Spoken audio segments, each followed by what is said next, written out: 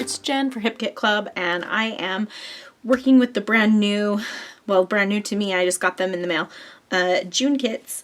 And my assignment for today, the challenge for today, is to do monochromatic plus a pop of another color. So I am going with blue and hoping to do a pop of purple. So that is the plan, and I will talk you through the process. So I'm going to start by cutting down my white cardstock. I am planning to have that diagonal stripe be the base of my page, and then, well, to be the border on the base of my page. So I'm cutting out the center because I really like diagonal stripes, and the back is cute too, and it's just going to get covered up, so I didn't want to waste it. And then my plan was to just stick that white cardstock right on top of it in the middle. But then I kind of thought maybe it would be fun to do something a little bit different and have it offset. And then that way maybe I could include this blue floral as well. So I am going to do that. I'm just going to put some adhesive down, put the blue floral on, and I tilted it so that it's a little bit off on purpose. And then I'm going to tilt the white cardstock in the other direction a little bit and glue that down. So I didn't cut out the center of the blue paper. I thought it was just going to be too much, and it didn't seem simple at the time, I guess. But now I'm going to go ahead and start building the foundation of this layout. So for a minute here, I'm just going to play around with all of the bits and pieces that I pulled out that were blue or purple. And I know I want to use that happiness little journaling card from the PL kit, and that little, what is that called? That pocket, that blue pocket. I want to use that as well. I did use there was a piece of that floral paper on the back that had blue on it, and so I thought I would use that in my layers, but I don't end up using it actually. So I'm struggling a little bit because I want that happiness with the floral to show, but it's kind of an awkward spacing the way that I've got it laid out, and so I'll end up switching that up in a little bit. But for the moment, I'm going to pull over my sewing machine. And sorry you saw that there. I just stitched back and forth like 100 times with some blue thread. And I just wanted that on the background because this layout is about my daughter sewing some scrunchies one day when we first started kind of social distancing and quarantining and stuff. And so I wanted to have lots of stitching and thread and stuff on this layout to kind of help drive that home. So you saw there that I cut out the word happiness and or from that card, and so I could put it above the photo, and that worked out so much better. And I'm going to use the leftover in my layers. I decided to use homemade memories for my title and then add the word sewing to it with these blue thickers. So I'm sticking with mostly blues now, and I'm going to bring in a little bit of that purpley pink. There was one of the little word strips from one of the exclusive die cut packages said sewing project, so I thought I for sure had to use that. It's not quite the right color, but I'm going to use it anyway. And then there's a tab I'm going to use. I really wanted to use that rainbow and then that purpley tag, and they both had a little tiny bit of yellow on it, so there is technically a little pop of yellow in here too. But I'm saying it still works for the challenge. The challenge is monochromatic with a pop.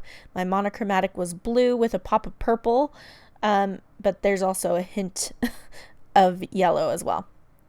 I liked those little houses, so I used a die cut and a puffy sticker together. And I'm building up my layers behind my photo before I stick it down to the layout because I'm not exactly sure. I like to do it that way sometimes so that I can move it around my page and decide exactly how I want it to lay. I popped that up on foam squares, and then I'm also going to pop up my title on one side, and then I'll just put glue on the other side because it rests evenly with the photo. And then I'm going to put the word sewing beneath it. And at this point, I could kind of tell that I was getting a little bit off on my like it wasn't in line. And so I lined it up on my magnetic mat there, and I put my magnetic ruler over the top so that I could see that I had it straight.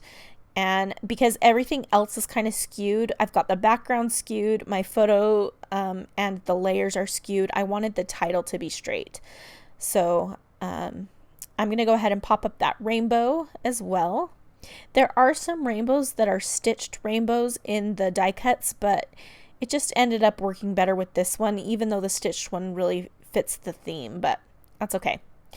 So I added those little tabs at the top. It just brings a little bit of attention to those layers. And then I am going to start adding some other bits and pieces. So there were some scissors in some of the exclusive die cuts. That little circle is some scissors. I'm going to add a little purpley flower there. Just trying to add some roundness where I've got all of these harsh edges. And I'm just trying to add in some more organic shapes, I guess. I looked through the vellum, but I'm not going to use any of those. I do end up using, I think, 2 of these little chipboard circles. I think these were in the embellishment kit or the PL kit. I can't remember. This is my first layout with these kits, and I just mixed everything together. I just couldn't handle it. I needed to use everything. So I am using the stamp set that's from the PL kit, and this says keeping busy, which I thought was appropriate, and I'm using that blue ink that comes in the color kit, and I'm just kind of stamping it repeatedly on the background, kind of up and down on that left side. And then I thought I needed another little pop of yellow somewhere. Before I do that, I felt like I needed to punch a hole in that tag.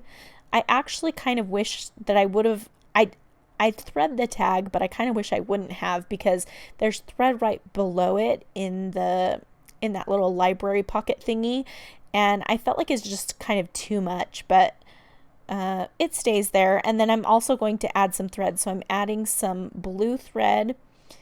Sorry for my face. And I'm adding some of that purpley pink thread. And that blue thread, this is just like an interesting little fact, but my cousin, one of her old lady neighbors died when we were younger. Like, I think I was in junior high, and she had this huge box of thread, and we ended up splitting it up, and I still have some of the thread from that old lady. So that blue one was from that, which is, I think, is funny. So here I'm looking for something yellow that I can pop over there, just because I felt like it needed a little something. And I'm going to pop this label to the side. So I'm going to tuck in both pieces, actually. One's tucked in a little bit further. I just cut it in half. And I'm adding a little bit more glue to my thread cluster. And I'm going to also add that little circle that says home, and it has a little house on it. Or I think it says stay home. And then lastly, I want to put down some sequins, but before I do that, I'm going to go ahead and do my journaling. And I decided to go and grab my Arteza, I think they're called Twi markers. I don't know, TWI something. I will link to them if I can remember to. But I wanted to do my journaling in blue as well. And so I picked out the navy color, and I'm going to do my journaling with it as well. These are really great journaling pens if you like to journal in colors. I don't do it often, but I really liked it here. And then I underlined it too. And then I will add some of those sequins. Oh, I'm looking up the date on my phone right now real quick. And I'm going to stamp the date. At first I thought I would stamp it over on that yellow label. And I'm going to use this kind of pinky frosting ink that's from the color kit. And I liked it on the label, but it wasn't quite right. And so I just stamped it all over the background along with the blue. And I really liked the way that it turned out. So that's going to finish this up. I hope that you enjoyed. I hope that you have checked out these kits. They sold out pretty quickly, but I will leave links in the video description to where you can find them, and also the new July kits. Don't forget to head over to the Facebook forum so that you can enter the challenge to win. I think it's a $5 or $10 gift card to the Hip Kit store. Here are a couple other videos that you might enjoy, and I hope to see you back here again very, very soon.